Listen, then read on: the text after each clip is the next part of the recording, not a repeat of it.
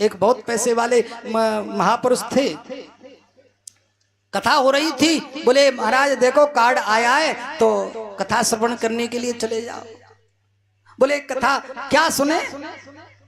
बोले महाराज कार्ड आया है तो कथा श्रवण करने के लिए जाना चाहिए। तो बोले चले जाते। और महाराज सब उनको देखने लगे, और बड़े पैसे वाले हैं, बड़े पद वाले हैं, और अच्छी जगह देख करके कथा में बैठ गए। अब तो महाराज लोगों ने कहा आओ जी, तो पहुंच गए। उसके बाद कहा बैठो, और जैसे ही बैठे महाराज जाते ही नींद जुड़ाई हुई, कथा में सो गए।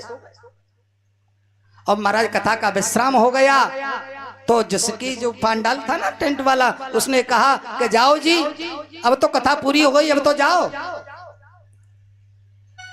अब उसने कहा कथा पूरी हो गई? बोले हो गई कथा।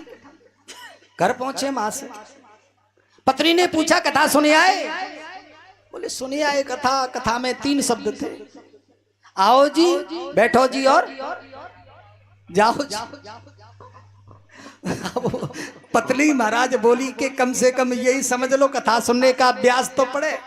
बोले ये आपको मंत्र दिया है भगवान ने, ये इसी मंत्र से कल्याण हो जाएगा। और महाराज कथा में सो लिए, नींद तो आवे नहीं, यही मंत्र जपने लगे, आओ जी, बैठो जी, और जाओ जी। वहां आ गया एक चोर। रात में चोर आ गया, और वो तो रटी रहा था। बोले आओ जी। चोर ने देखा कि इसने देख लिया है, तो वो जाने लगा। बोले नहीं, बैठो जी। वो कहने लगा। अब चोर ने कहा कि अगर बैठेंगे नहीं तो ये मार देगा महाराज। तो वो बैठ गए,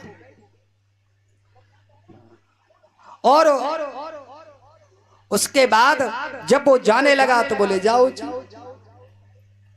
धीरे धीरे बैठ करके जाने लगा।